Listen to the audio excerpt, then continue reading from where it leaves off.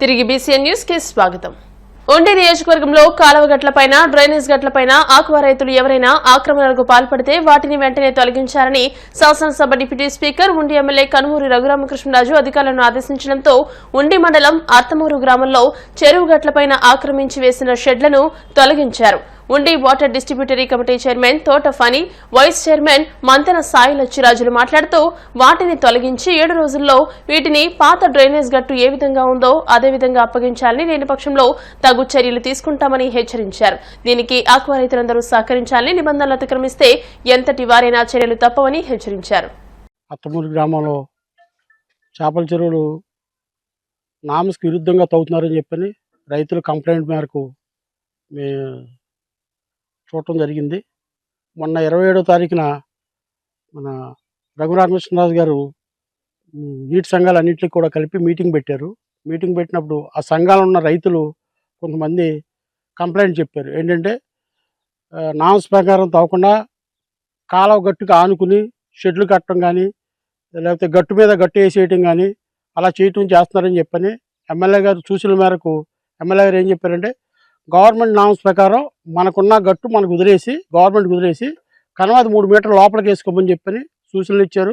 అదేవిధంగా FDO కూడా గతంలో తవ్విన చెరువులకు కూడా నోటీసులు ఇచ్చి, మీరు చెరువు పట్టినప్పుడు చేపల చెరువు అయితే 9 మాసాలు, అదే రొయ్యల చెరువు ఏదైనా అయితే 4 మాసాలు టైం ఇచ్చి గట్టు తీసి గట్టు లోపలికి వేసుకోమని చెప్పని మన ఉపసభాపతి అయిన రఘురామకృష్ణరాజు గారు సూచించారు. అదేవిధంగా డిపార్ట్మెంట్ వాళ్ళు కూడా నోటీసులు అవి తయారు చేస్తున్నారు. ప్రతి చెరువు కూడా రైతులకి మీకు అందరికి రిక్వెస్ట్ చేస్తున్నా, దయచేసి మీరు ఈ చెరువులు తవ్విన వారు కానీ ఇకపోయినా తవ్వపోయినా సరే డిపార్ట్మెంట్ అనేది ఒకటి ఉంటుంది. వాళ్ళ సూచనల మేరకు వాళ్ళ అద్దులు నిర్ణయించిన తర్వాత 3 మీటర్లు వదిలి మీరు లోపల కట్టేసుకోండి. ఎందుకు చెప్తున్నామంటే, కింద ఉన్న రైతులు ఇబ్బంది పడుతున్నారు. మీరు ఇవాళ గట్టు చేసేస్తున్నారు, రేపు పొద్దున మిషన్ వచ్చి చేయాలంటే కూడా చేయటానికి ఇబ్బంది పడుతున్నాం. ఏ మిషన్ ఎక్కడ తిరగాలో కూడా అర్థం కావట్లేదు పరిస్థితి. దయించి మీరందరూ కూడా, రైతులందరూ కూడా మీకు అందరికీ రిక్వెస్ట్ చేస్తున్నా, గవర్నమెంట్కి ఉన్న నామ్స్ ప్రకారం మీరు ఎలా అయితే పర్మిషన్ ఇచ్చారో అలాగా 3 మీటర్లు వదిలేసి గట్టేసుకోవాలని చెప్పని మనకి ఏవైతే మా షెడ్లు బయటకు వచ్చినాయో అవన్నీ స్వచ్ఛందంగా మేమే తీసేసుకుంటాము. మాకు ఒక కొన్ని రోజులు టైం ఇస్తే అవన్నీ క్లియర్ చేసేస్తాం. గట్టి అది యథావిధిగా కాలువకి అంతా 3 మీటర్లు వదిలేసి తవ్వుకుంటాం. భీమవరం SRKR ఇంజనీరింగ్ కళాశాల మెకానికల్ ఇంజనీరింగ్ విభాగానికి చెందిన 4 అసిస్టెంట్ ప్రొఫెసర్స్ వివిధ విశ్వవిద్యాలయాల నుండి PhD పట్టాలు పొందారని కళాశాల ప్రిన్సిపల్ డాక్టర్ KV మురళీకృష్ణరాజు చెప్పారు. PhD అవార్డు పొందిన అసిస్టెంట్ ప్రొఫెసర్స్ ను కళాశాల యాజమాన్యం తరపున సెక్రటరీ అండ్ కరెస్పాండెంట్ సాగి రామకృష్ణ నిశాంత్ వర్మ సత్కరించారు. ఈ సందర్భంగా మెకానికల్ ఇంజనీరింగ్ విభాగం head doctor K Suresh Babu మాట్లాడుతూ, PhD అవార్డు పొందిన వారిలో doctor K Tarun Kumar, doctor P Ravi Varma, doctor K Sunil Kumar, doctor K Prasad రాజులు ఉన్నారని అన్నారు. ఈ సందర్భంగా కళాశాల డైరెక్టర్ డాక్టర్ M జగపతిరాజు మాట్లాడుతూ, తమ కళాశాలలో కోర్ గ్రూపులకు అత్యధిక ప్రాధాన్యతనిస్తున్నట్టు చెప్పారు. ఇటీవలే జాతీయ స్థాయిలో గోకార్ ఛాంపియన్షిప్ పోటీలు కూడా నిర్వహించి మెకానికల్ ఇంజనీరింగ్ విద్యార్థులకు అత్యధిక ప్రాధాన్యత ఇచ్చినట్టు పేర్కొన్నారు. యువ అధ్యాపకులు కూడా స్పోర్టివ్ గా తీసుకుని PhDలు సైతం చేసి విద్యార్థులకు మేలైన విజ్ఞానాన్ని అందిస్తున్నారని పేర్కొన్నారు. Very happy and proud moment for us, as in the last 2 months 4 of our faculty from mechanical engineering department have obtained their PhDs, and there is another important fact that 2 of our faculty members served as guides to them. This shows the commitment of the department. So on this occasion I congratulate all the 4 members and the entire department and the head K Suresh Babu garu. So this has been possible with the constant support of our principal and director garu also. So I wish all the 4 of them the best for their careers, and also the Department of Mechanical Engineering నుంచి 4 members PhD award అయింది 4 members కి. First of all I would like to congratulate all the 4, that is Ravi Verma and Tarun Kumar and Prasad Raju and Sunil Kumar. All the 4 they have done PhD, completed PhDs. Again I would like to suggest them, they have to continue some publications and research activity continuously. They should not stop at this point, so that is beneficial for them, at the same time department and the college. Again I would like to appreciate the Department of Mechanical Engineering also for doing like this. Thank you very much. ఈ రోజు morning నేను ఒక ఫంక్షన్కి వెళ్ళినప్పుడు ఏమడిగారంటే ఏంటి sir మీ కాలేజీలో activities విపరీతంగా జరిగిపోతున్నాయి, PhDs చాలా విపరీతంగా వచ్చేస్తుంది, దానికి కారణం ఏంటి సార్ అని అడిగారు. ఇది రియల్గా జరిగిన విషయం అది.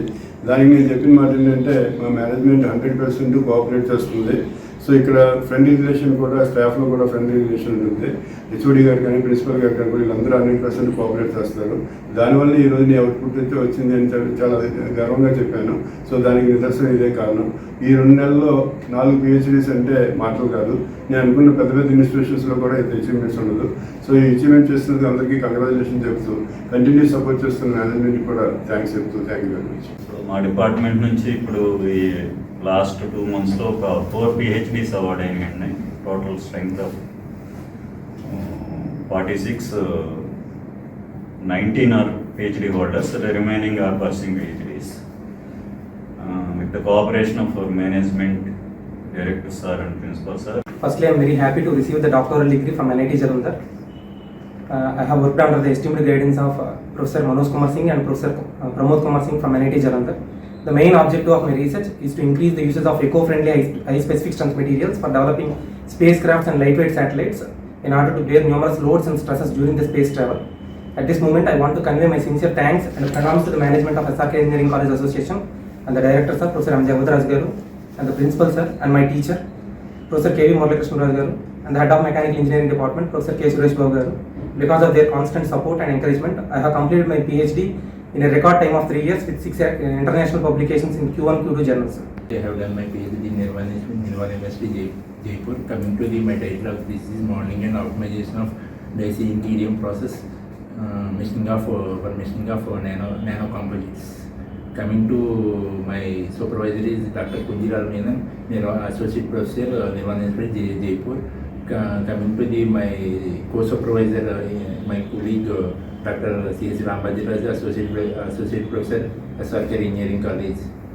I have done my PhD under the guidance of Dr. S. Rajesh sir in Annamala University, and my title of my work is based upon the machining of Sopralloy Pneumonic 901.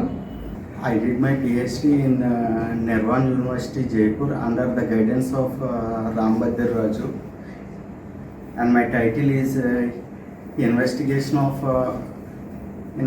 of nickel superalloy by micro EDM drilling. By this we can do the micro drilling with accuracy and precision.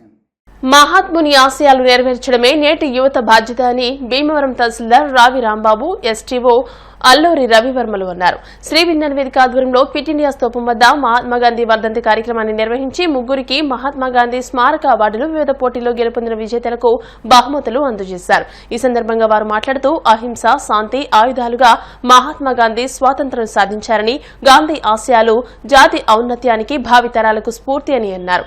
Mahatma Gandhi జీవితం యుగాంతం వరకు చెరగని ముద్రలని, మహనీయుల జయంతి వర్ధంతి కార్యక్రమాలను భావితరాలకు తెలియజేసేలా ఇటువంటి కార్యక్రమాలు నిర్వహించడం అభినందనీయమని అన్నారు. నిర్వాహకులు చెరుకువాడ రంగసాయి మాట్లాడుతూ గాంధీ జీవితం, ఆశయాలు అనే అంశంపై 6 పాఠశాలల్లో ఈ వారోత్సవాల పోటీలను నిర్వహించామని, గెలుపొందిన వారికి బహుమతులు అందజేస్తామని, అదేవిధంగా తహసీల్దార్ రాంబాబు, ఎస్టీఓ రవివర్మ, జిల్లా పెన్షనర్స్ అసోసియేషన్ అధ్యక్షులు గాతల జేమ్స్లను మహాత్మాగాంధీ స్మారక అవార్డులతో సత్కరించామని అన్నారు. దళిత సంఘ అధ్యక్షులు గంటా సుందర్ కుమార్, పి బాబ్జీ, బట్టిప్రోలు శ్రీనివాసరావు సిబ్బంది ఈ కార్యక్రమంలో పాల్గొన్నారు. జాతిపిత మహాత్మా గాంధీ మన దేశానికి భగవంతుడు అందిన వరప్రసాదం.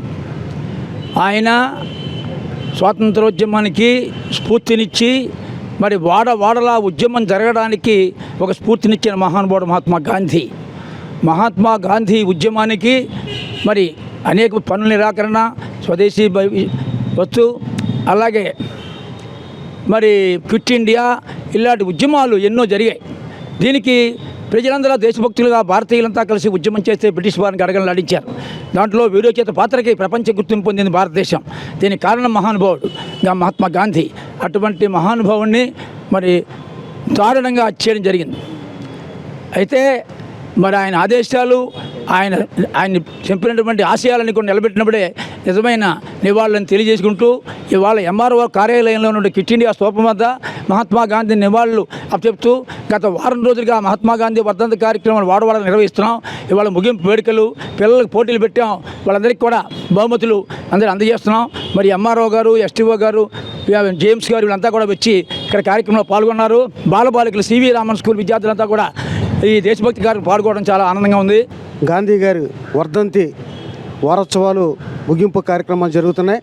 మరి మహాత్మా గాంధీ గారు ఏదైతే చెప్పారో దాన్ని స్ఫూర్తిగా తీసుకుని ఈ భీమవరం పట్టణంలో పరిసర ప్రాంతాల్లో రంగసాయి గారు కుష్టి వ్యాధులు, అలాగే ఎక్కడైతే పేద ప్రజలు ఉన్నారో అక్కడ సేవా కార్యక్రమాలతో పాటు మహాత్మా గాంధీ గారి యొక్క ఆశయాల సిద్ధాంతాలను వారు ముందుకు తీసుకెళ్తున్నారు. ప్రతి ఒక్కరూ కూడా మహాత్మా గాంధీ గారి ఆశయాల సిద్ధాంతాలు ముందుకు తీసుకెళ్లాలని కోరుతూ చూస్తాము. ఈ కార్యక్రమాల్లో పిల్లలు, పెద్దలు, పెన్షనర్సు, అదేవిధంగా ఎంఆర్ఓ గారు పాల్గొనడం ఎంతైనా అది చాలా సముచితం. ఎందుకంటే పిల్లలు కూడా ఉన్నారు కాబట్టి ఒక్క మాట నేను చెప్పి ముగిస్తాను. నా జీవితమే నా సందేశం అన్న మహానుభావుడు కాబట్టి ఆయన జీవితంలో చిన్నప్పటి నుంచి కూడా ఆచరించి చూపించినటువంటి ప్రతిదీ కూడా మనం ఆచరించగలిగితే అదే ఆయనకి ఇచ్చిన స్ఫూర్తి.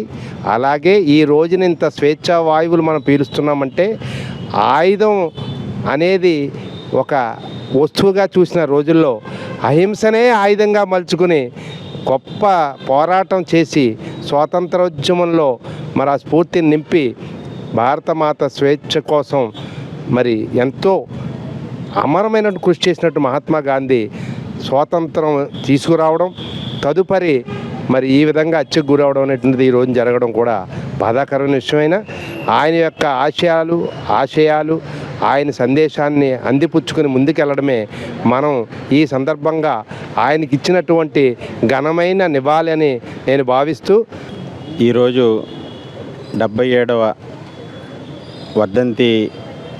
వర్ధంతి కార్యక్రమం జరుగుతుంది మహాత్మా గాంధీ గారిది. ఈ మహాత్మా గాంధీ మనకి జాతిపతిగా గుర్తించబడ్డారు. ఈయన మన స్వాతంత్రోద్యమంలో అహింస మరియు సత్యాగ్రహం అని అనేక కార్యక్రమాల ద్వారా మన అఖండ భారతదేశాన్ని బ్రిటిష్ వారి దాస్య సంకరాల నుంచి మనం విముక్తి చేశారు.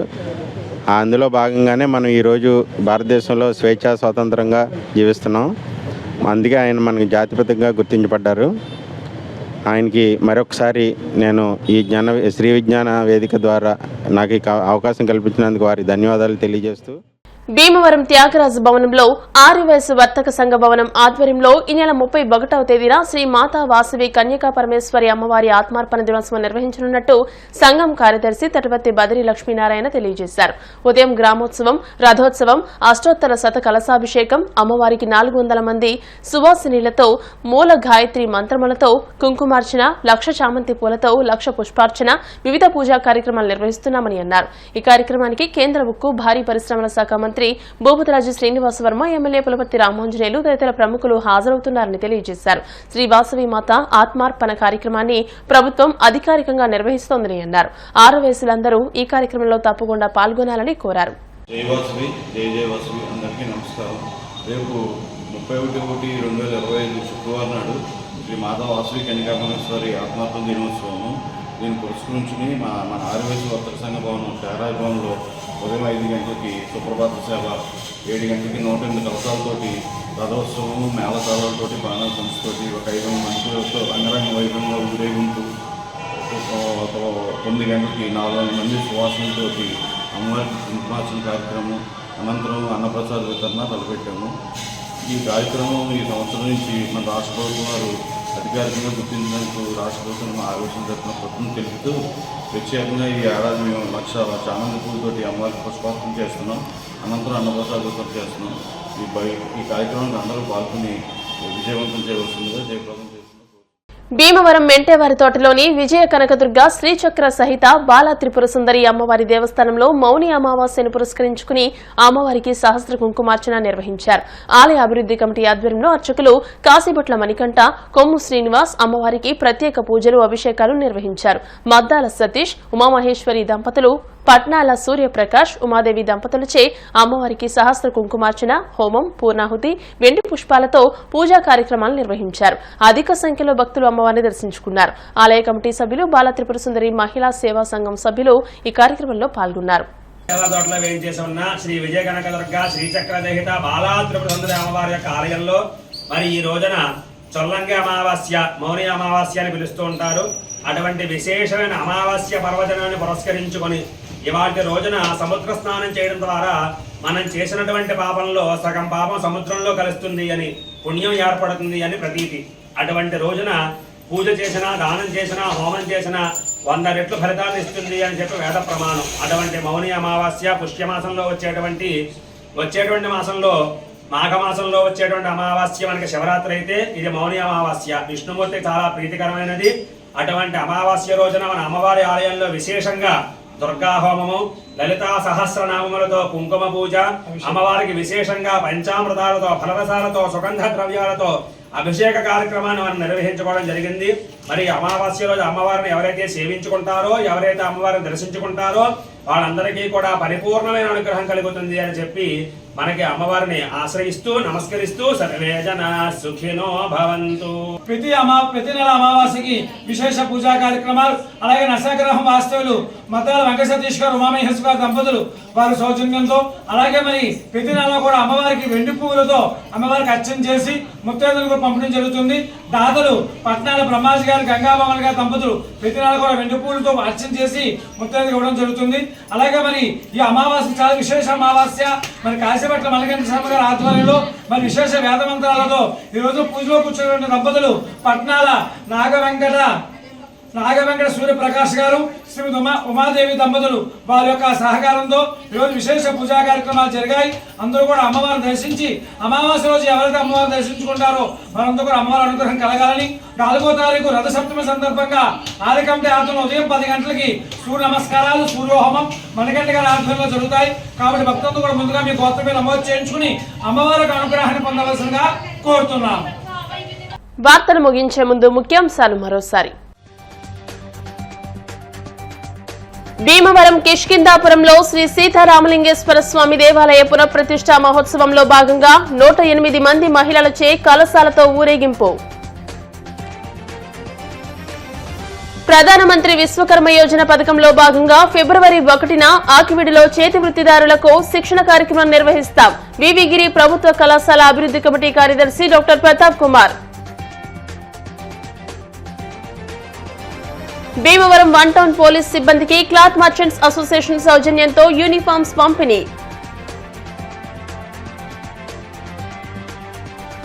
మహాత్మా గాంధీ 77వ వర్ధంతి సందర్భంగా మండల కేంద్రమైన ఉండిలో ఎస్ఎఫ్ఐ ఆధ్వర్యంలో స్వచ్ఛంద రక్తదాన శిబిరం. ఈ వార్తలు ఇంతటితో సమాప్తం. మరిన్ని వార్తల కోసం BCN digital YouTube channel, Facebook page ని ఫాలో అవ్వండి. అప్డేటెడ్ వార్తల కోసం ప్లీజ్ సబ్స్క్రైబ్.